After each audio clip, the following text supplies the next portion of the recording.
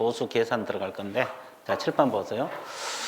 자, 보수 계산은 아까도 얘기했잖아요. 보수 계산 문제 한 문제 나온다고. 이제 계산 문제 연습은 문제풀이 할 때 할 거고. 자, 보수 계산 보세요. 일단은 보수 산정 기준 나와 있죠.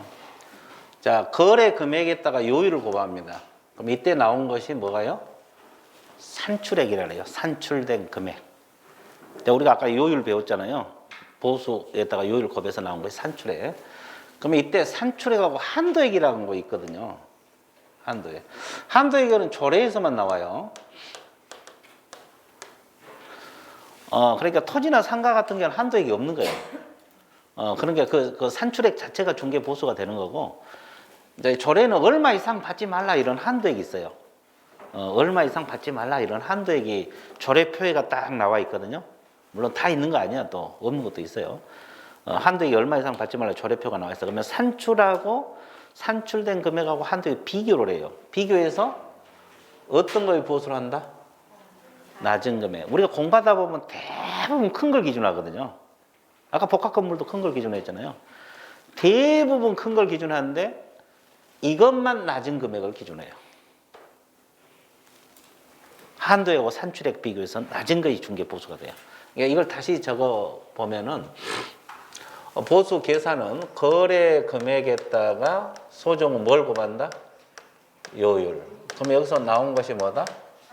산출액이 있어요. 근데 주택 같은 경우는 한도액이 있어요.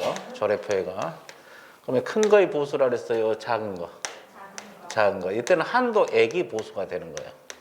이걸 알고 있어야 돼. 계산 문제를 풀려면. 그러면 산출액하고 한도액을 비교해서 산출액이 적으면 뭐가? 산출액이 보수가 되는 거고, 같으면 아무거나 해도 관계없어요. 산출액이 보수다 이겁니다.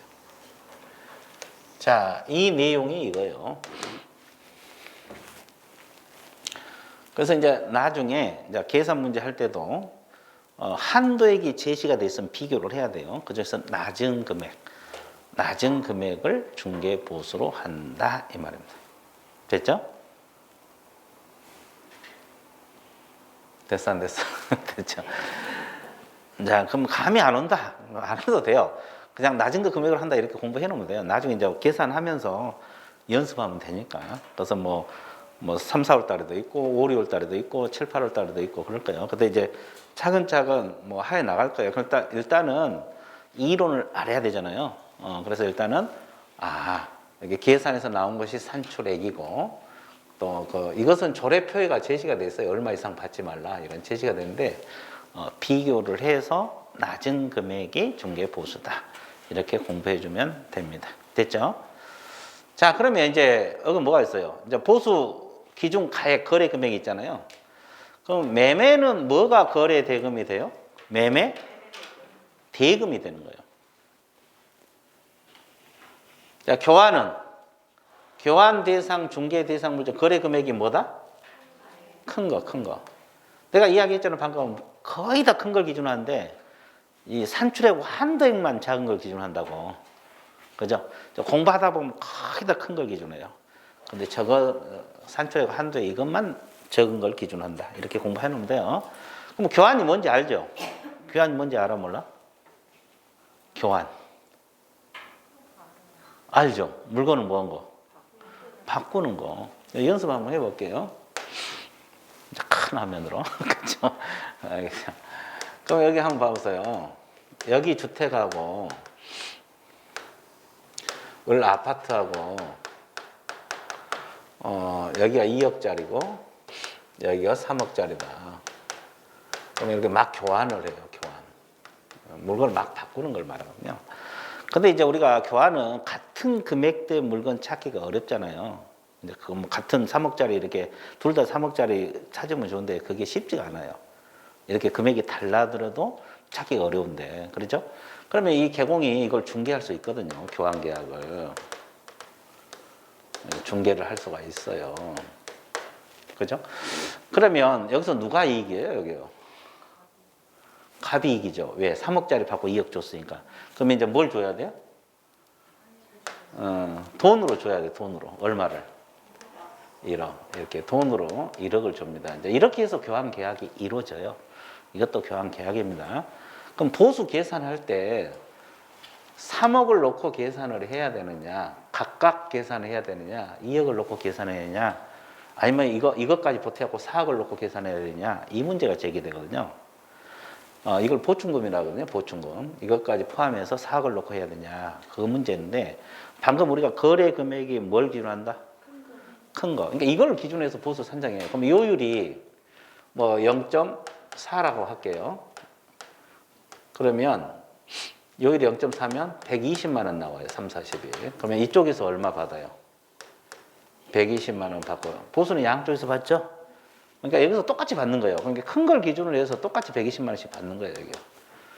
큰 걸 기준으로 해서 똑같이 120만 원씩 받는다고. 그러면 이 사람은 총액을 물었으면 얼마가 돼요?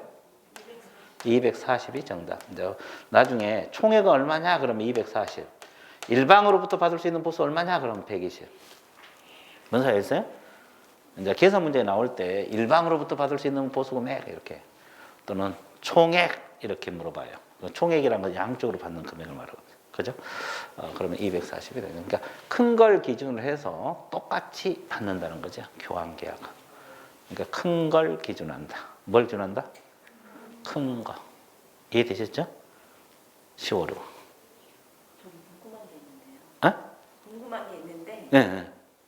내가 이제 매도인 측에서 그 중개한 부동산이고 사는 사람은 다른 부동산 소개로 왔어. 네. 그러면은 나는 매도인만 받는 거 아니에요? 그 사는 쪽은 그쪽 부동산. 그러니까 그건 원래 합의해서 하는데 일반적으로 그렇게 받는 거예요. 일반적으로 둘이 공동 중개잖아요. 이것은 공동 중개이기 때문에 합의해서 뭐 이렇게 얼마 가져라 이렇게 할 수도 있는 거고, 근데 일반적으로 자기 의뢰인한테 받는 거예요. 공동 중개니까, 그죠? 그러니까 A 계공은 그쪽 의뢰인한테 받고 B 계공은 이쪽 의뢰인한테 공동 중개잖아요. 양쪽으로도 받는 거지 결국은.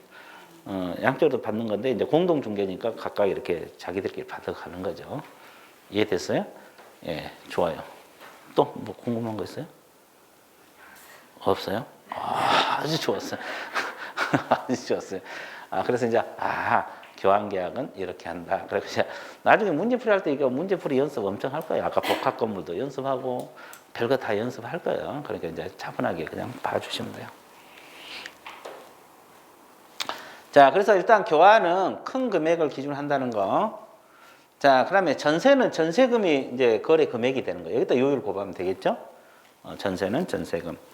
근데 이제 임대차는 보증금입니다. 임대차는 뭐가 거래 금액이 돼요? 보증금이 거래 금액이 되는데 잘 봐보세요. 근데 보통 임대차는 월세가 있는 경우 있죠? 그럼 월세가 있는 임대차는 이제 환산을 해야 돼요. 월세 보증금 플러스 월세 곱하기 100. 일률적으로 100을 곱합니다. 월세 곱하기 100. 이거 공식 외우셔야 돼요. 보증금 플러스 월세 곱하기 100. 그러니까 전액 보증금이면 이걸로 계산한 거고 월세가 있으면 환산을 하라고. 이거 환산 공식 알아야 돼요. 보증금 플러스 월세 곱하기 100. 근데 이렇게 100을 곱했는데도 5천만 원이 안 나와요. 여기 있잖아요. 환산 합산한 보증금 5천만 원 뭐일 때? 미만일 때는 다시 계산해서 뭘 곱한다? 70을 곱합니다. 다시 계산해야 돼요. 그러니까 보증금 플러스 월세 곱하기 70이에요. 보증금 플러스 월세 곱하기 70. 공식 알아야 되거든요.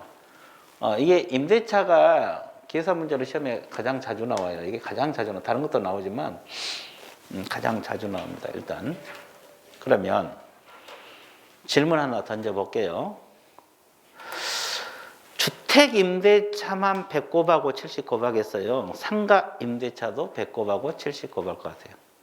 찍어봐요. 앞에 앉았으니까. 틀릴 것 같아? 그러면 주택만 100 곱하고 70 곱한다? 예, 여기는. 같아요? 똑같이? 이게 상가든 주택이든 임대차는 다 100 곱하고 70 곱한다? 강력 주장하십니까? 왜 갑자기 또 바꿔? 여기는 같죠, 여기는 같죠. 똑같아. 갑자기 왜 바꿔요? 책이 없어. 그 내용 책이 없어. 책이 없어요. 컨닝 할 날에도 없어. 여기는 똑같아? 똑같아요. 그러니까 거기다 적어. 주택 임대차든 토지 임대차든 상가 임대차든 다 똑같습니다. 주택 임대차든 토지 상가 임대차든 같다 이렇게 적어 놓으세요. 근데 왜 그러냐면 내가 이 이야기를 하냐면 그 모의고사 문제 이제 나중에 모의고사 보거든요. 한 달에 한 번씩. 모의고사 문제 나가면 이거 많이 틀려요. 주택 임대차인 경우만 그렇다 그러면 또 이론 문제로 나왔을 때 계산 문제가 아니라 이론 문제로 나왔을 때 의외로 많이 틀리더라고. 모르는 사람이 의외로 말 안 하면. 그죠? 여러분 선배들 그랬어요. 그래서 그 모의고사 그럼 알고 있으면 그 문제 그냥 맞히는 거잖아요. 모르고 있으면 그냥 틀리는 거고. 한 문제 그냥 날아가는 거야. 그죠? 그래서 이제 90%를 아는데 10% 몰랐어요. 근데 거기서 문제가 나오면 틀리는 거예요. 10%에서. 그렇죠? 그렇죠. 이제 그런 문제가 발생할 수 있어요. 그래서 100%다 알아버려야 돼. 그렇죠. 만약에 그 10%에서 확률은 90%인데 그 10% 문제 나올 수도 있잖아요. 그러면 한 문제 완전히 나가는 거죠. 내용은 여기 오피스텔은 틀린 거예요? 뭐가? 오피스텔은 별도로 내가 아까 공부하라 그랬잖아. 별도로. 그것만 별도로 공부하라 그랬어요. 오피스텔은 이제 요율 고방은 똑같아요. 근데 이게 오피스텔도 임대차는 다 똑같은 거예요. 임대차는 다 똑같다고. 뭔 소리 알겠어요? 그걸 묻는 거죠. 임대차는 다 똑같다고. 배꼽하고 70. 됐죠?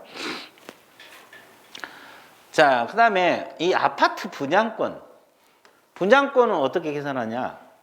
기납입금 플러스 프리미엄이 거래 금액이 되는 거예요. 이게 뭔 소리인지 알겠어요? 기납입금 플러스 프리미엄. 뭔 소리 대충 알겠어요? 자, 이거 설명 들어갈게요. 아파트 분양권. 자, 이게 뭐냐면 총 분양가가 5억이라고 한번 해볼게요. 아파트 이제 분양을 했는데 5억. 근데 우리가 이제 보통 계약금은 얼마 정도 줘요? 일반적으로 10%니까 한 5천 계약금 넘어갔다.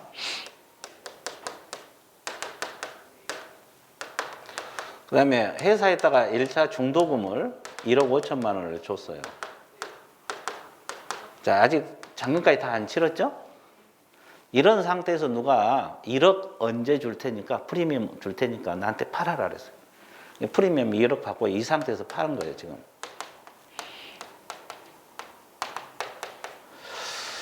자, 그렇죠?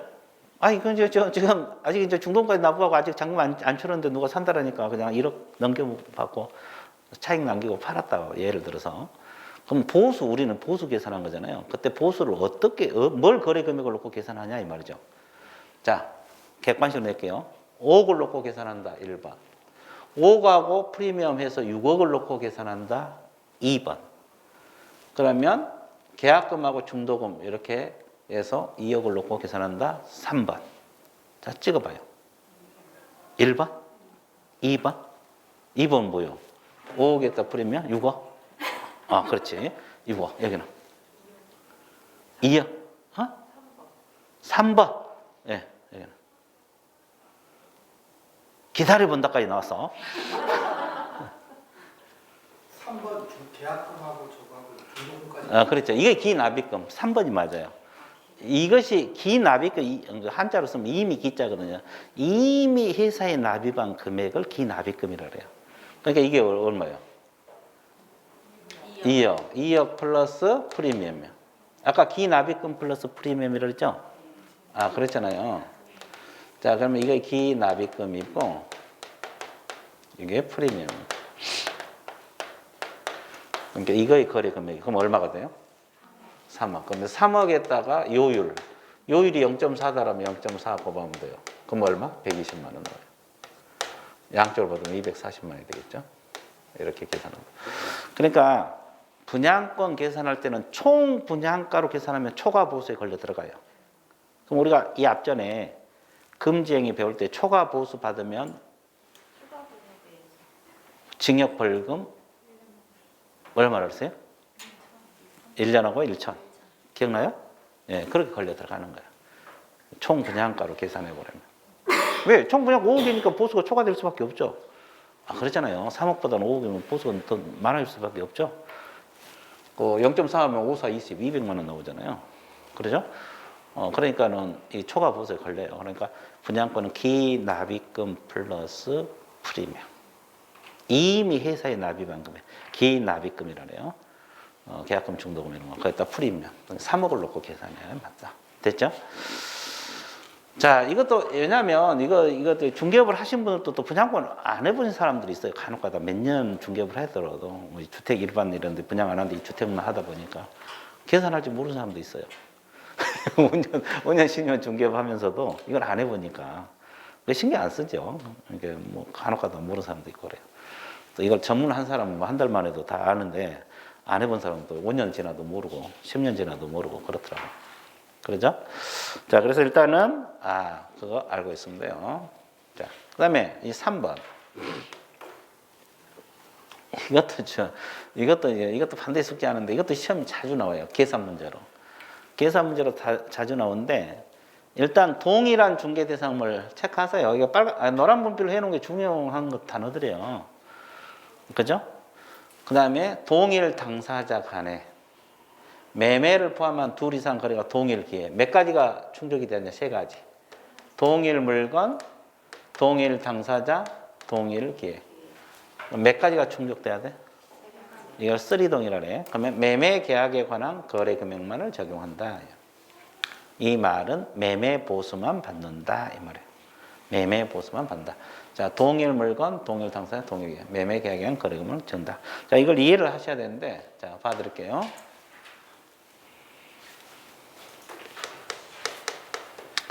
갑주택하고 매도인입니다. 이건 누가 돼요? 매수인. 둘이 매매를 했어요. 자, 매매와 동시에 임대를 합니다. 그럼 A 개공이 2가지 다 중개했어요. 매매도 중개하고 임대차 둘 다 중개를 했어요. 그러면 매매 계약서도 쓰고 임대차 계약서 둘 다 쓴 거잖아요. 그랬죠? 그럼 이 사람이 임대인도 돼요. 사가지고 바로 누구한테 임대를 냈느냐? 이 사람한테. 이 사람 이사 안 간 거죠. 이사도 안 갔어요. 자, 그러면 어차피 이것은 매매 계약서도 쓰고 개공이 임대차 계약서인데 매매 보수만 받아야 되냐? 매매 임대 보수 다 받아야 되냐? 이 문제가 제기되죠. 어떤 것만 받아? 매매 보수만 받는다 이 말이에요. 왜? 자, 이거 봐보세요. 하나씩 분석하면 물건이 같아요, 달라요? 같죠. 당사자가 같잖아요. 그럼 같은 기회에 이루어졌어요. 3가지 다 충족됐거든요. 그러면 이때는 매매 계약에 관한 거래 금액만을 적용한다. 그러니까 매매 보수만 받는다 이 말이에요. 이게 보수 계산할 때 이것만 계산하면 돼요. 매매 보수만. 됐죠? 근데 이거 봐보세요. 이런 경우는 어떤가 봐보세요.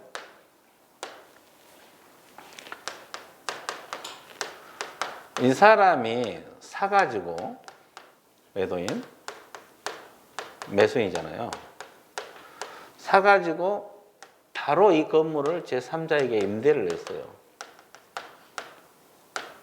그러면 임대인하고 여기 뭐가 돼요?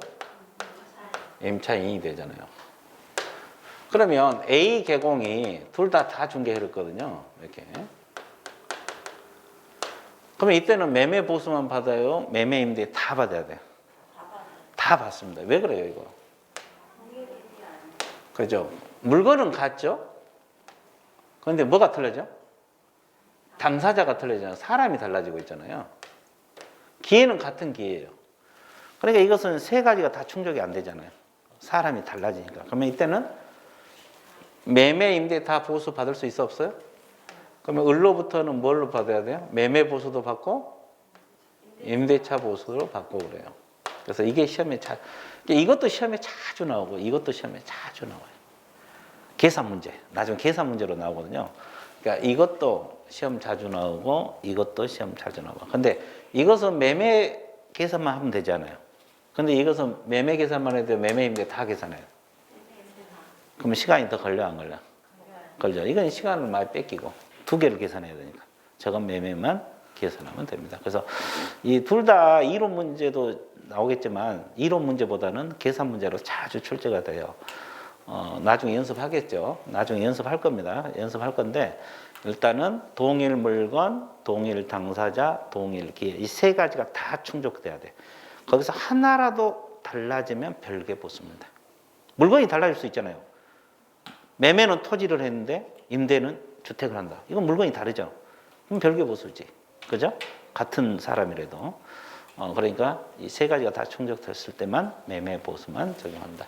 이렇게 공부를 해주면 좋아요. 그죠? 정리되고 있죠? 자, 그 다음에 산출된 보수는 쌍방으로부터 균분한다 그랬어요? 각각 받는다 그랬어요? 각각에다 또 균분한 X입니다. 또 균분한다 그러면 돼. 각각. 그러니까 아까 120만 원 나왔으면 120만 원을 양쪽에 똑같이 받는다 이 말이에요. 균분한다는 말은 120만 원을 또 나눈다는 거거든요. 그러니까 각각 받는 거예요. 계산해서 나온 것을 이쪽에서 120만 원, 이쪽에서 각각 받는다. 됐죠? 자, 실비 들어갑니다. 이 실비란 것은 말 그대로 비용이에요, 비용.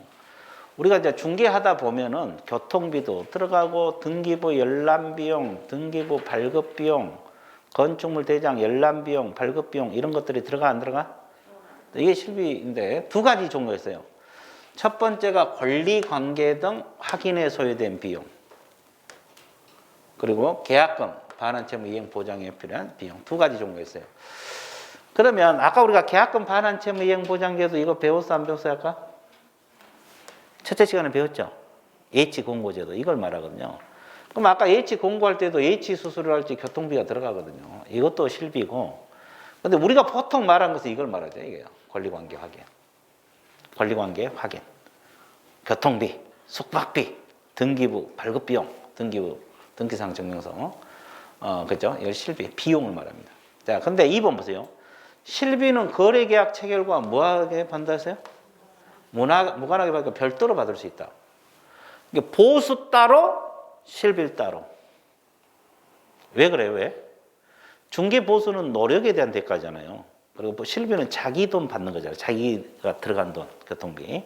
그러니까 별도로 받을 수 있어요. 그러니까 보수 따로 실비 별개로 받습니다. 그래도 초과 보수에 안 걸려요.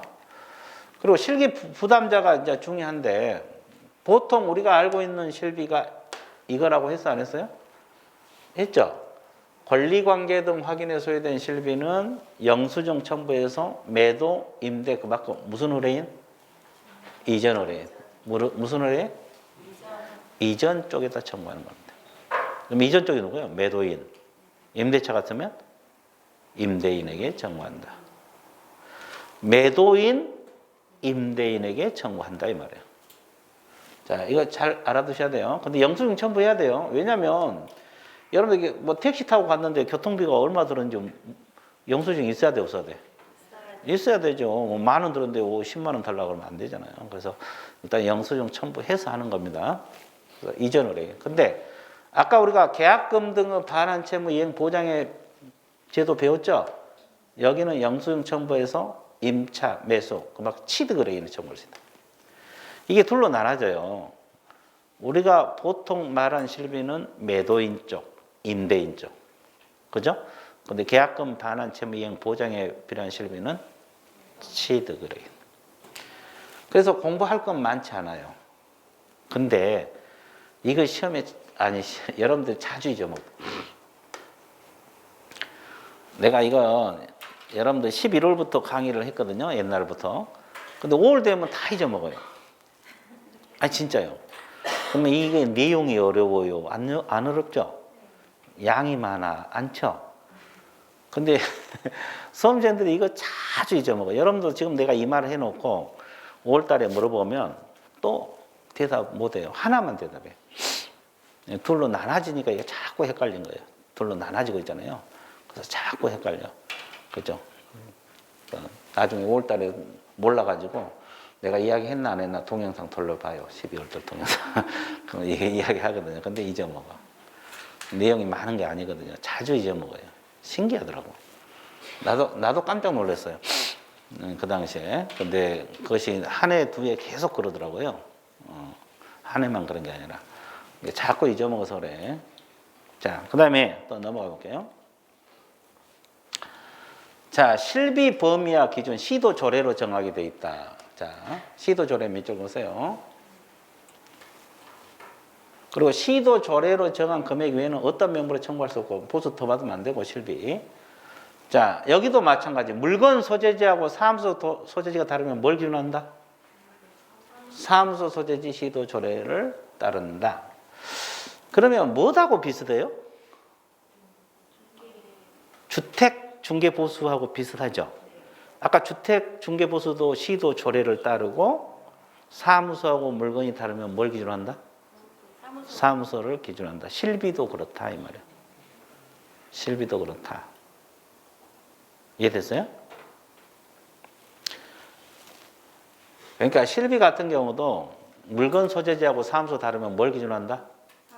사무소. 뭐 교통비야 들어간 만큼 받으니까 관계 없는데 그 등기부 열람 비용이나 발급 비용 같은 건 조례에 따라 달라질 수 있거든요. 뭐 어디는 1,000원이고 어디는 1,500원이고 이렇게 될 수 있거든요. 그럼 뭘 기준한다?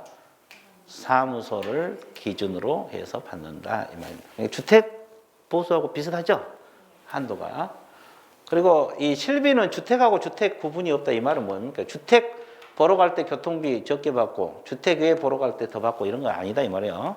들어간 만큼 받는 거고. 그리고 아까 주택은 매매, 교환, 임대차 구분했죠. 근데 여기는 구분한다 안 한다? 안 해요. 어차피 뭐 교통비를 예를 들어 임대할 때 더 받고 매매할 때 더 받고 그런 건 아니겠잖아요. 그리고 여기는 요율이 있어 없어? 없어요. 들어간 만큼 받는 거기 때문에 뭐 중개 보수처럼 뭐 요율을 고려하고 산정한달지 그런 건 아니다 이 말이에요. 그렇죠? 그래서 이 파트가 33회 실비 그 문제가 나왔거든요. 실비 원래 잘 안 나오는데 낼 게 없잖아요, 실비가. 근데 33회 때 이거 실비 쪽하고 보수하고 연계했는데 문제가 만들어졌는데 나중에 기출 문제 풀 거예요. 그 실비 문제가 나왔어요. 그죠? 그러니까 이런 것들 가볍게 한번 봐주세요. 자, 그래서 여러분들이 가장 좋아하는 중개 보수 실비 파트 끝났어요. 그죠? 돈이니까 좋아하잖아요. 그러죠? 그래서 이제 실비 파트 끝났고, 이제 몇 페이지로 넘어가느냐? 이제 이게 몇 페이지입니까? 65페이지. 자, 협회가 뭐예요? 공인중개사 협회. 그 다음에 교육, 실무교육, 연수교육, 직무교육, 예방교육 이거 공부하고, 보칙. 이 보칙이 이제 업무 위탁이랄지 포상금이랄지 행정 수수료 이 세 가지가 규정이 되어 있거든요. 여기 다 시험 자주 나와요. 이것도 자주 나오고 이것도 자주 나오고 다 자주 출제가 되어 있기 때문에 다 공부를 해야 되는데 하나씩 보도록 할게요. 가장 먼저 공부를 할 것이 공인중개사 협회 공부하고 교육, 보칙 차례대로 공부할 겁니다. 자, 공인중개사 협회 들어갈게요. 공인중개사 협회라고 있는데 협회 성격이 나와 있어요. 일단 협회는 법인입니다. 공인중개사 협회는 법인이에요, 법인. 그죠? 법인이라는 거 알고 있어야 되고. 법인을 나눌 때는 공법인하고 사법인 나눴을 때 뭘로 봐야 돼? 사법인으로 봅니다. 그 다음에 영리법인, 비영리법인으로 나눴을 때 협회는 영리법인으로 봐야 돼요? 비영리법인으로 봐야 돼요? 비영리. 영리 아닌 걸 목적으로 한답니다. 그러면 협회는 재단법인으로 봐야 돼요? 사단법인으로 봐야 돼요? 사단. 사단이라는 건 사람으로 결합한 단체거든요. 그럼 구체적으로 어떤 사람으로 결합했을까? 1번 공인중개사, 2번 개업공인중개사, 3번 공인중개사하고 개업공인 짬뽕. 짬뽕? 짜장면 아니고? 이거는 짬뽕 나왔어요. 에? 2번 개업공인중개사? 예, 2번 나왔어요. 3번 짬뽕? 여기는 2번. 예. 2번 짬뽕. 아, 2번하고 3번이 많이 나왔어. 근데 짬뽕이 한 명 더 나온 것 같아요. 아, 근데 여기는 2번 개업공인중개사로 구성됐어요. 누구로 구성됐다? 개업공인중개사로. 그러면 그냥 공인중개사는 협회 회원으로 받아주지 않아요. 공인중개사는 자격증만 가지고 있는 사람이죠. 나 자격증 이번에 취득해서 협회 받아달라. 협회에서 뭐라 그래? 저라 가라래. 안 받아줘. 사장들만 받아주는 거예요. 개업공인중개사만 협회 회원이 되는 거예요. 됐어요? 그래서 이제 사단법인이기 때문에 민법에 사단법인에 관한 법 규정을 준용하도록 되어 있어요. 재단법인에 관한 법 규정을 준용한 게 아니라 사단법인에 관한 법 규정을 준용합니다. 이거 사단법인인데 개공으로 구성되어 있다는 거. 그럼 여기서 주의할 거. 개공 종류가 몇 가지라고 배웠어 우리가? 법인 개공하고 또 공인 중개사인 개공하고 또 중개인 부칙 6조 2항 이것도 중개인 이것도 개공이에요. 그러면 중개인들은 협회 회원이 될 수 있을까? 자격증 없는 중개인들은? 안 되고 여기는 되고 안 되고 되고 안 되고 되고 여기는 되고 반반이네. 되고 안 되고 안 되고 되고 뭐예요? 안 돼? 안 돼? 돼? 그치? 거의 반반이야. 안 되고 안 되고 되고 그렇죠? 그렇죠? 됩니다.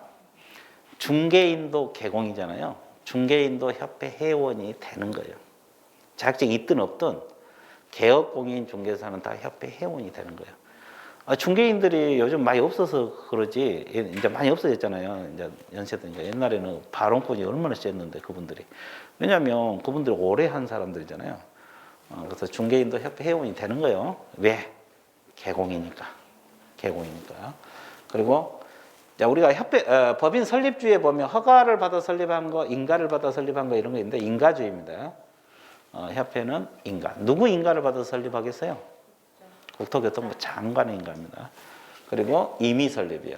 협회는 설립할 수도 있고 안 할 수도 있다. 뭐 의무사항은 아니에요. 협회 설립할 수도 있고 안 할 수도 있고 복수 협회 가능해요. 협회를 여러 개 둘 수도 있어요. 자, 협회 성격 가볍게 한번 봤어요. 자, 협회 설립 목적 봐드릴게요. 목적은 크게 두 가지입니다. 개업 공인중개사인 공인중개사. 근데 여기 뭐가 포함된다 했어요? 여기 봐. 여기 법에서 중개인 포함된다고 나와 있잖아요. 중개인도 협회 회원이 되는 거예요. 자, 그 자질 향상 및 품위 유지. 여기다가 번호 아예 매기세요. 1번이라고. 그리고 중개업에 관한 제도 개선 및 운영에 관한 업무 효율적 수행. 이게 몇 번? 2번. 그래서 협회를 설립해야 한다 그랬어요? 할 수 있다? 임의 설립주의. 그래서 이 번호를 아예 매겨놓고 왜 번호를 매기냐면 꼼꼼하게 공부하라는 뜻에서 그럽니다. 꼼꼼하게 공부하라고. 우리 과목은 대충 고개 끄덕끄덕하면 점수 안 나오거든요. 그렇죠? 대충 안다고 고개 끄덕끄덕하면 절대 점수 안 나와요. 완전히 그 각인을 시켜야 돼. 그래서 이제 협회 설립 목적 그러면 자질 향상 및 품위 유지 이거 하나. 중개업에 관한 제도 개선 및 운영에 관한 업무 효율적 수행 이거 하나. 몇 가지? 2가지. 그리고 임의 설립주의다. 자, 이렇게 딱 공부를 해놔야지 대충 그냥 한번 쭉 있고 거기에 끄떡끄떡 하면 점수 안 나온다 그랬어요. 그렇죠? 그렇죠? 그래서 꼼꼼하게 공부를 해 주셔야 돼요. 그 다음에 협회 설립 절차 이것은 가로놓기 문제로 시험 자주 나와. 지금 노란 색깔 있죠? 여기다가 빼놓고 뭐가 들어가느냐 가로놓기 문제. 오지선다행이지만 가로놓기 문제가 자주 나오거든요. 번호 매였고 뭐가 들어가느냐. 그래서 이 협회 설립 절차는 가로놓기 문제로 시험에 여러 번 출제되고 가로놓기 문제로 자주 나와요. 그러면 협회 설립 절차는 일단 발기인을 구성을 해야 돼요. 그러면 회원 몇 명 이상으로 구성하라 그랬어요? 발기인들은? 그럼 뭘 중시해야 돼요? 300명은 당연히 외워야 되고 300명은 당연히 외워야 되고 뭘 중시해야 돼요? 회원 여기 동그라미 쳐서요. 발기인들은 회원 300인 이상으로 구성됩니다. 뭐 숫자는 당연히 알아야 되고 회원. 그러면 회원은 아까 누구라 그랬어요? 개공이라 그러잖아요. 그냥 공인중개사는 회원으로 받아줘 안 받아줘? 안 받아줘. 근데 이제 시험에 발기인들은 공인중개사 300인 이상으로 구성된다 그러면 또 맞아 틀려? 틀려. 이건 틀리는 거예요. 근데 좋다고 맞다고 찍고 나와. 90%는 맞다고 찍고 나와. 아니 진짜요. 옛날에 여러분들 선배들 몇 년 전에 선배가 있었는데 그분은 중개사법 시험 보면 무조건 90점 넘어요. 중개사법은 이게 모의고사 볼 때마다 90점 넘거든요. 근데 이걸 틀리더라고 이거요. 공인중개사 300인 해놓으니까 틀리더라고. 그건 또 틀려나가더라고. 그렇게 공부 잘한 사람도 저런 거에서 또 틀려나가요. 그러니까 여기서 가장 정확한 표현은 회원이에요. 회원. 회원은 공인중개사는 안 받아준다 그랬죠? 개업 공인중개사. 협회 가입한 개공이 정확한 표현이 되겠죠? 협회 가입한 개공이 회원이니까 이분들 300인 이상 발견을 구성을 해야 된다. 자, 이거. 그러니까 이제 300인만. 여러분들 보세요. 혼자 공부하면 이거 절대 신경 안 쓰거든요. 이것만 외워요. 책 10번 읽으면 10번 이것만 외워요. 근데 여기서 이제 흔들어 버리면 틀려 나가는 거죠. 그렇잖아요. 책 10번 읽어도 300인만 외운다고. 그러니까 이제 회원을 흔들어 버리면 틀려 나간다고. 공부 많이 했어도. 그래. 맞다 그렇고 찍고 나와 버리거든요. 그러니까 회원은 누구다? 개업 공인 중개사.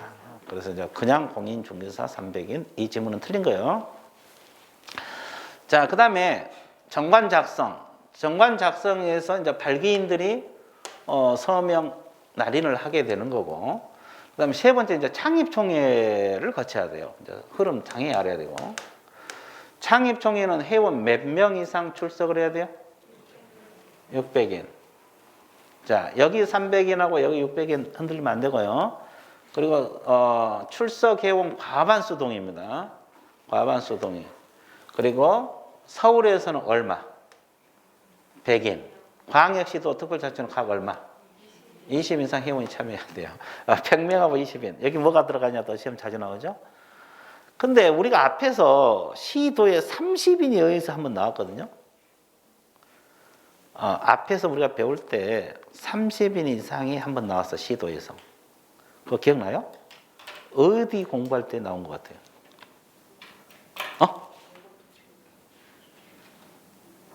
네, 공부를 해서 대충 나왔어. 근데 거래 정보망, 정보통신망이 아니라. 그래도 양호, 이거 공부 많이 한 거예요. 여기 기억 안 났죠? 기억은 나는데 단어가. 단어가. 그렇게 봐. 이게 처음에는 이 용어, 이게 이제 몇 번 돌아가면 자연적으로 알게 돼. 부동산 거래 정보망에서 지정받을 때. 우리가 정보망을 운영하려면 지정받아서 하라 그랬어요? 그냥 하라 그랬어요? 그래서 5, 2, 3 내가 이렇게 외우라 그랬어요. 500명. 2개 이상 시도에서 각 얼마? 30인. 거기 시도에서 30인이거든요. 근데 공인중개사 협회는 얼마? 20인입니다. 그러면 출제자가 절대 여기 40인 이렇게 안 내. 30인이라고 딱 해놔. 맞냐? 이렇게. 왜 헷갈리더라고. 출제 다 알고 있거든요. 그러면 여기다가 시도에서 40인 이상 이렇게 절대 출제 안 낸다고. 그럼 다 맞춰버리니까. 그럼 바꾸더라도 30인으로 딱 바꿔놔. 그럼 앞에서 우리가 30인 배웠어, 안 배웠어? 그래서 이제 헷갈리라고. 출제자는 그렇게 문제를 내죠. 그죠? 그래서 이제 전범이 다 알고, 그분들도 이제 뭐 다 전범이 알고 있으니까 그렇게 헷갈리라고 그렇게 낸다고. 그래서 뭐 40인, 50인 절대 안 내요. 그러면 다 맞춰버리니까. 어차피 여러분들 다 맞히도록 문제 내면 안 되잖아요. 어차피 뽑아야 되는데. 한정된 인원을 뽑아서 합격시켜야 되는데. 다 똑같이 이렇게 문제를 맞히게 하면은 뭐 누구는 못 뽑잖아요. 일정한 뽑아야 되는 게 실력을 평가를 해야 되는데. 그러니까 여기는 20인이요. 서울에서 100명, 시도에서 각 얼마? 20인. 그래서 전국적으로 얼마? 600인. 자, 그리고 이제 이걸 창립총회 의결을 거쳐야 되고, 거기 끝나면 설립인가. 아까 인가주의라고 했어, 안 했어? 이제 누구 인가? 국장 인가입니다. 국토교통부 장관 또는 국장 인가를 받아야 되고, 그 다음에 마지막으로 이제 설립 등기. 아까 협회는 법인이라 그랬어요? 법인이라 그랬어요? 그럼 등기까지 해야지. 등기를 안 하면 협회가 성립이 안 되지. 그래서 여기 성립 요건, 성립 동그라미 쳐놨어요. 성립 진하게 동그라미 쳤어요. 왜 그러냐면 협회는 인가를 받아서 협회가 성립된다. 이 지문은 틀려요. 인가를 받아서 협회가 성립된다. 이 지문은 틀려요. 인가를 받아야 한다. 이건 맞아. 인가를 받아 성립된다. 그건 틀려. 그럼 성립이란 단어가 들어가면 뭐까지 떨어져야 돼? 등기까지 들어가야 돼요. 인가를 받아 협회 성립된다. 그러면 틀리다고. 근데 이제 맞아. 그러고 찍고 나온 사람 많겠죠. 그래서 이 성립이란 말이 들어가면 반드시 설립 등기까지 들어가야 됩니다. 그래서 이제 흐름 알아야 돼요. 발기인 군성, 정관 작성, 창립총회 의결, 설립인가, 설립 등기. 이 흐름 알고 그다음에 세부적인 거 몇 가지 공부를 해 주시면 돼요. 가로넣기 문제로 시험에 자주 나와요. 나중에 기출문제 분석하다 보면 알아요. 문제가 어떻게 출제가 됐는가. 자, 그래서 알고 있어야 되고. 자, 그 다음에 여러분들이 좋아하는 협회 조직 나왔네, 조직. 조직 좋아하죠? 좋아해요, 안 돼요? 좋아하죠? 조직. 자, 협회 조직은 총회. 협회는 사단법인이기 때문에 총회예요. 총회는 필수 조직입니다. 반드시 둬야 돼요. 협회는 주사무소도 반드시 둬야 됩니다. 근데 과거에는 주사무소를 서울특별시에 둔다 이런 규정이 법에가 나와 있었거든요. 근데 지금 그 규정이 없어졌어요. 그러니까 그렇다고 주사무소를 안 둔 게 아니라 반드시 둬야 되는데 서울에 안 둬도 돼요. 주사무소를 남양주에 두어도 관계는 없어. 근데 반드시 있어야 돼. 주사무소. 그리고 지부지회가 있어요. 지부지회. 지부는 어디에다 둔다 그랬어요? 시도. 지회는 시군구. 그럼 이 두 가지는 둔다, 둘 수 있다. 둘 수 있다. 그러니까 피라미드 조직 형태죠. 여기 지부, 시도예요. 여기 지회, 시군구. 여기는 지부. 예.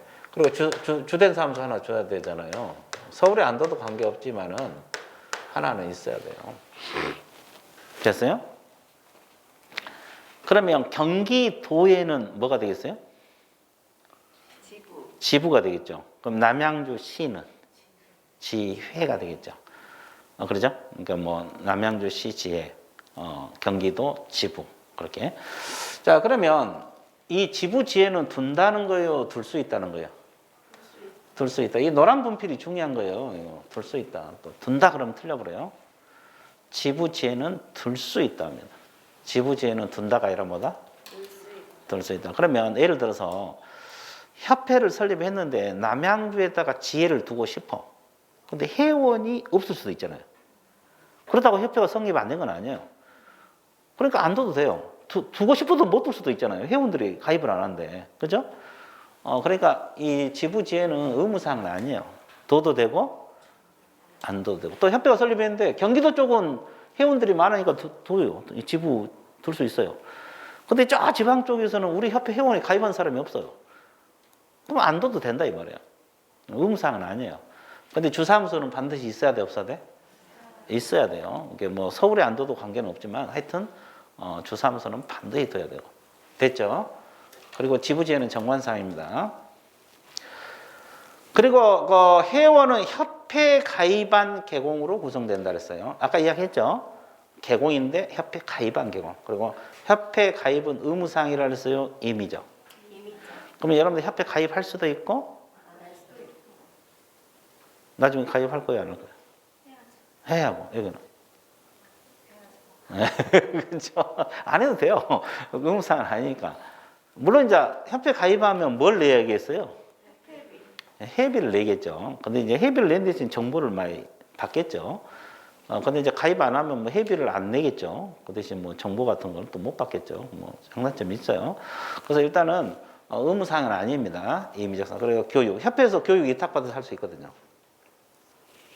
우리가 이제 교육 조금 이따가 배울 건데, 뭐 실무교육, 연수교육, 직무교육. 이 협회에서 위탁을 받아서 해요. 이게 원래 교육 실시권자는 시도의사거든요. 근데 협회가 이걸 위탁을 받아서 하고 있거든요. 그래서 여러분 나중에 합격하고 나서 취업하려면 실무교육 무조건 받아야 되거든요. 개공되려고 해도 받아야 되고, 소속 공인중개사로 취업하려고 해도 받아야 돼요. 그러면 이제 협회가 위탁을 받아서 하기 때문에 협회에다 신청해서 받으면 돼요. 협회. 나중에 이제 협회 홈페이지에 가면 뭐 실무교육 날짜가 나와 있겠죠. 거기 신청해서 받으면 되고, 그 다음에 이 부동산 거래 정보망 앞에서 배웠잖아요. 정보망 운영한 사람이 거래정보 사업자 지정받아서 하잖아요. 그러면 이 정보망 이건 회원뿐만 아니라 협회 회원뿐만 아니라 회원이 아닌 사람도 이용할 수가 있다 이 말이에요. 교육도 그렇고. 그러니까 여러분 협회 회원이 아니더라도 협회에서 실시하는 교육을 받을 수 있고, 또 협회에서 운영한 정보망을 이용할 수도 있다. 회원이 아니더라도. 협회 회원이 아니더라도. 이해됐어요? 그 말입니다. 됐죠? 자, 그 다음에 협회 업무가 나와 있어요. 협회 업무는 크게 두 가지, 고유 업무하고, 이 비교해서 공부해야 돼요. 고유 업무하고 무슨 업무? 위탁 업무 또는 수탁 업무 그래요. 고유 업무란 뜻이 뭐예요? 협회 자기 일이다, 자기 일. 수탁 업무란 것은 남의 일을 위탁을 받아서, 이게 다른 기관의 일을 협회가 위탁을 받아 처리한 걸 수탁 업무 또는 위탁 업무라고, 고유 업무는 협회 자기 일이다. 그죠? 그러면 회원은 품위 유지, 고유 업무입니다. 부동산 중개제도 연구 개선도 고유. 그 다음에 3번, 별표 쳐보세요. 회원 자질 향상 밑줄, 지도 교육, 연수, 고유입니다. 그래, 그러니까 여러분들의 노란 분필을 밑줄 그으면 돼요. 여기 칠판에 노란색으로 되어 있는 부분이 밑줄 그으시면 돼요. 책도 중요 부분이니까 봐보세요. 그러면 여기 봐보세요. 여기 교육 동그라미요. 교육. 이 자질 향상을 위한 교육은 고유 업무거든요. 이 자질 향상을 위한 교육은 고유 업무. 근데 여기 보세요. 여기서 교육 업무 있어 없어요? 우리가 조금 이따 배운 실무교육, 연수교육, 직무교육은 수탁 업무입니다. 그러면 여기서 이제 모든 교육이 다 수탁 업무다 그러면 틀려요. 회원의 자질 향상을 위한 교육은 고유 업무. 그러면 우리가 이제 일반적으로 교육에서 실무교육, 연수교육, 직무 이건 수탁 업무, 시도이사 이거 할 일이거든요. 근데 공인중개협회가 위탁받아서 처리해요. 그래서 수탁 업무라고. 그러니까 여기서 이제 모든 교육이 다 수탁 업무가 아니라는 걸 강조하기 위해서 그런 거예요. 그리고 이제 윤리 현장 제작 및 실천, 정보 제공도 고유, 공제사업. 이거 밑줄 그어야 되겠죠, 공제사업. 그럼 공제사업이 뭐요? 보험. 우리가 앞에서 보험 파트 배울 때 보증보험에 가입하는 방법, 공제조합에 가입하는 방법, 공탁기관에 공탁하는 방법 몇 가지 방법이 있다 그랬어요? 3가지. 셋 중 하나 가입하면 된다 그랬죠. 이거 공제협회에서 운영해요. 그죠? 이거 고유 업무예요. 협회 자기 일이다 이 말이에요. 자기 일. 그리고 그 밖에 협회 설립 목적 달성에 필요한 업무 고유. 그리고 수탁 업무는 이제 교육 업무하고 시험 시행 업무가 있어요. 그럼 여기서 시험은 무슨 시험을 말하겠어요? 공인중개사 시험. 그러면 공인중개사 시험 실시권자가 우리가 앞에서 배웠거든요. 첫째 시간에. 누구라고 배웠어요? 기억나는 거 보세요. 시험 실시권자. 공인중개사 시험 실시권자 누구라고 배웠어요? 원칙이. 원칙이 국장? 여기는. 아, 그렇게 배운 것 같아? 원칙이 국장이라고? 저기 시도이사라고 그러는데. 에? 맞아? 국장이 못하니까 시도이사?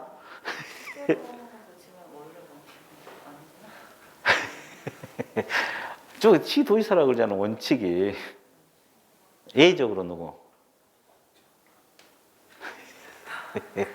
기억이 없죠? 자, 몇 페이지를 봐주셔야 되냐면, 그건 첫째 시간에 배운 거잖아요. 19페이지. 그건 맨 처음에 배웠네요. 원칙. 첫째 줄.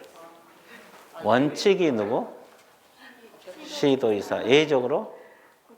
그래서 거꾸로 알고 있지 말라고 내가 이야기해요. 그죠? 그러니까 이 시험, 그래서 기초라 그랬어요. 이 시험 시행 기관 그러면 원칙이 시도이사가 예의적으로 국장이에요. 국장이 원칙이 아니라. 그렇죠. 내가 그 얘기까지 했어요. 이 뒤바뀌면 안 되는. 원칙은 시도별로 시행해요. 그러니까 경기도 따로, 서울시 따로. 그러면 이제 균형이 안 맞잖아요. 그 시험 시행, 그 시험 내용이랄지 난이도랄지 뭐 이런 게 균형이 안 맞잖아요. 그러니까 균형 유지를 해서 국장이 실시할 수 있다 이렇게 이야기했어요. 원칙이 시도이사고 예의적으로 국장입니다. 봐. 지금 이게 이제 그거 배운 거에 거의 뭐 한 달 정도 됐는데 잊어먹잖아요. 그래서 이제 근데 여기서 또 한번 언급해 주잖아요. 이거 시험 시행기 언급해 주잖아요. 그래서 이제 한 바퀴 돌고 두 바퀴 돌고 세 바퀴 돌면 이제 나중에 잊어먹고 싶어도 안 잊어먹어져요. 자꾸 하다 보면. 그죠? 근데 지금은 안 잊으려고 해서 잊어먹잖아요. 그렇죠? 몇 번 들어가면 그래요. 그래서 이제 이 시도지사나 국장이 시험 시행기관인데 이분들이 지금 공인중개사 시험 한다고 하고 있겠어요? 바빠 죽겠는데? 그러니까 위탁을 한다 이 말이에요. 공인중개사 협회에다가. 그죠? 근데 지금 어디서 위탁을 하고 있어요, 지금? 지금 공인중개사 협회에서 위탁 안 받았어요. 공인중개사 시험. 지금 어디서 하고 있어요, 현재? 산업인력공단에서 맡아서 하고 있거든요. 산업인력공단. 그게 준정부경 공기업 그쪽에 들어가거든요. 그래서 이제 거기서 위탁을 받아서 하고 있는 거예요. 근데 이제 공인중개사 협회가 위탁을 받아서 할 수도 있다. 그래서 수탁 업무가 되는 겁니다. 됐죠? 근데 협회가 위탁 받으면 더 골치 아파요. 왜 더 골치 아파요? 공인중개사 협회에서는 많이 뽑으라 그래요? 적게 뽑으라 그래요? 적게 뽑으라고 맨날 압력 들어가고 로비하고 막 그러잖아요. 그죠? 적게 뽑으라 그래요. 왜? 기득권 기존에 있는 사람 보호하기 위해서 그러죠. 그래서 다 자기 이속이잖아요. 여러분들은 많이 뽑으라 그러죠. 근데 합격하고 나면 뽑지 마 그러고 사람이 다 그래요. 다 자기 이속이에요. 공부할 때는 많이 뽑으라 그래요. 일단 합격하고 나면 적게 뽑으라 그래요. 참 그죠? 그 사람 어쩔 수 없는 거죠, 뭐. 그죠? 공부하는 와중에서는 많이 뽑으라 그러죠. 그죠? 자, 그래서 이게 두 가지가 수탁 업무라고 나머지 고유 업무. 이제 문제가 이렇게 나와요. 협회 업무가 아닌 걸 골라라 이렇게 나올 수도 있어요. 그러면 이제 이 둘 중에 아닌 걸 골라라 이 뜻이고 또는 협회 업무 성격이 다른 걸 골라라 그러면 고유 업무인지 수탁 업무인지 구분해서 풀어줘야 돼요. 업무 성격이 다른 걸 골라라 이렇게 나올 수도 있고 그러면 이제 구분해야 되고 또 협회 업무가 아닌 걸 골라라 그러면 둘 중 아닌 걸 골라내면 되는 거예요. 됐죠? 자, 그래서 이것도 이제 뭐 자주는 안 나오는데 간혹 가다가 출제가 되고 있습니다. 그 다음에 이제 우리가 주로 공부할 거 공제사업이거든요. 방금 우리가 공제사업은 고유 업무라고 그랬습니까? 수탁 업무라고 그랬어요? 고유 업무라고 그랬어요. 고유 업무. 그러면 공제사업은 하여야 한다가 할 수 있다. 그러면 틀리다고 여기 얘기해야 돼요. 노란 걸로 딱 해놨잖아요. 할 수 있다 동그라미. 이게 중요해요. 공제사업은 고유 업무니까 하여야 한다 그러면 틀려고 그래요. 할 수도 있고 안 할 수도 있어요. 그럼 공제사업은 왜 한다 그랬어요? 손해배상 책임 보장해서 사고 터지면 배상하기 위해서 하는 거죠. 자, 다시 정리할게요. 공제사업은 보험사업입니다. 협회가 할 수도 있고 안 할 수 의무사항 아니에요. 이렇게 생각을 해보세요. 아까 협회가 설립이 됐잖아요. 그러면 우리 회원들은 다 공제 가입하라. 보증보험에 가입하지 말고 공제 가입하라. 이렇게 할 수도 있어 없어? 있죠. 근데 아무도 가입 안 해. 왜? 나중에 사고 터지면 이 공제조합에서 나한테 배상해 줄 돈이 없을 것 같아. 그럼 여러분들 가입하겠어? 안 하겠죠. 왜? 나중에 내가 중개업하다가 2억, 3억 손해가 터졌는데 공제조합에서 그거 지급할 돈이 없다. 그럼 여러분 가입하겠냐고. 회원들이 적으면 이게 적을 수밖에 없죠. 그래 안 그래? 그럼 아까 우리가 600엔 이상 창립총회 600엔 이상 의결 거쳐서 이렇게 하잖아요. 발기인 300인 구성해서. 근데 회원이 뭐 몇만 명 가지고 그렇게 해가지고는 안 되잖아요. 회원이 많아야지 그 돈이 많이 들어올 거고 그걸 가지고 이제 나중에 사고 터지면 배상을 해줄 거고. 근데 회원들이 적어버리면 협회는 있지만은 거기 공제 가입해갖고 내가 어떻게 하냐고. 나중에 사고 내가 중개 잘못하고 2억 터졌는데 봉지조합에서 2억을 배상할 돈이 없으면 여러분 같으면 가입하겠냐고. 안 하죠. 그래서 이 공제사업은 협회가 만들어졌지만 의무적으로 한 건 아니에요. 그죠? 그러니까 제가 협회를 만들었더라도 아직 뭐 협회 회원들이 좋고 그러면 우리 회원들은 다 보증보험에 가입하라 이렇게 할 수도 있는 거예요. 그래서 공제사업은 의무사항이 아닙니다. 그래서 이게 중요해요. 하여야 한다 그러면 틀려버려요. 우리 과목은 하여야 한다 할 수 있다 다 신경 써야 되거든요. 그리고 공제사업 목적은 회원과는 상호 부조입니다. 친목도모가 아니에요. 친목도모가 아니라 회원과는 상호 부조를 목적으로 한다. 이거. 자, 그 다음에 협회가 공제사업을 하고자 할 때는 공제 규정을 제정하여 국장은 승인 동그라미. 변경할 때도 같다.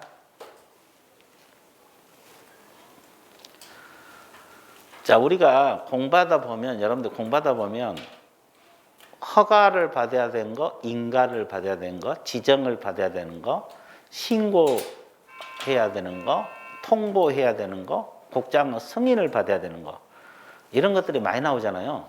근데 이건 승인사항입니다. 그때그때 공부하세요. 우리가 신고사항도 많이 배웠잖아요. 사무소 이전 신고 뭐 이렇게 이런 거 신고도 많이 배우고, 승인도 이 앞전에 한번 배웠어요. 근데 여기도 또 나옵니다. 이건 승인이요. 공개 규정을 제정해서 뭐다? 승인. 변경할 때도 승인. 됐죠? 자, 그 다음에 공제사업 범위, 손해배상 책임 보장, 공제기금의 조성 및 공제금 지급 밑줄 보세요. 그리고 공제사업 부대물로서 공제 규정으로 정하는 사업. 이게 공제사업 범위에 들어갑니다. 두 가지 기억을 해 주시면 좋아요. 이것도 이제 나중에 문제풀이 할 때는 다 잊어먹어요. 잊어먹어. 그럼 이제 여러분들 이러잖아요. 아이고, 저거 배운 적이 없다 그래요. 나는 근거를 들이대. 몇 페이지 그 밑줄 그어 있지 않느냐? 이렇게 근거를 들이대거든요. 근데, 그러면 다 그 책에 있거든요. 근데 왜 안 배웠다 그래요? 기억이 없으니까. 잊어먹었으니까. 기억이 없어요. 그러죠? 기억이 없으니까 뭐 안 배운 거랑 똑같지. 근데 책에 보면 다 밑줄 그어지고 막 그렇거든요. 신기할 정도예요. 나중에 봐봐. 안 그럴 것 같죠? 다 그래요. 자, 그 다음에 책임 준비금 적립 비율이 있어요. 공제사고 발생률, 공제재 종합적으로 고려해야 돼. 공제료 수입액의 100분의 10 이상으로 한다. 자, 이게 중요해요. 이것도 시험 몇 번 나왔거든요. 근데 여기서 이제 어떻게 나오냐면, 공제료 수입액이라고 했잖아요. 총 수입액 그러면 틀려버려요. 협회 총 수입액 그러면 틀려버리면 돼요. 그리고 100분의 10, 10% 이상도 동그라미. 셋 다 신경 써야 돼요. 자, 책임 준비금 적립 비율은 총 수입액이 아니라 공제료 수입액이란 말, 100분의 10이란 말, 이내가 아니라 이상. 그러니까 출제자가 이걸 바꿀 수도 있고, 이걸 바꿀 수도 있고, 이걸 바꿀 수도 있다는 거죠. 그러니까 이 책임 준비금 적립 비율은 이 파트만 정확하게만 알고 있으면 돼요. 엉뚱한 거 막 위에 거 읽지 말고. 그렇죠? 그렇잖아요. 그래서 이제 내가 짚어준 거. 거기서 이제 시험을 바꿔서 출제를 하니까. 그렇잖아요. 그죠? 그러니까 내가 짚어준 걸 공부하라고 엉뚱한 거 하면 안 돼. 이해됐어요? 왜 그래요? 왜? 이런 게 시험에 나오니까. 그러니까 20년, 30년 거의 가까이 강의를 해왔는데 이 과목만 계속 뭐 이 분석을 하고 기출문제 하고 가르쳐 왔고, 그런데 대충 뭐 올해는 어느 파트, 내년에는 또 어느 파트 대충은 알아요. 정확하게는 모르겠지만. 그러니까 이제 이런 거 짚어준 거 잘 짚어주면 그대로 공부를 해야 돼요. 엉뚱한 거 공부하지 말고. 됐어요? 예, 그래야지 점수가 나와요. 그리고 과목마다 다르다 그랬어요. 공부하는 방법이. 우리 공인중개사법은 공인중개사법에 맞게 공부를 해야지 점수가 나와요. 다른 과목은 또 다른 과목에 맞게 공부를 해야지 점수가 나오고.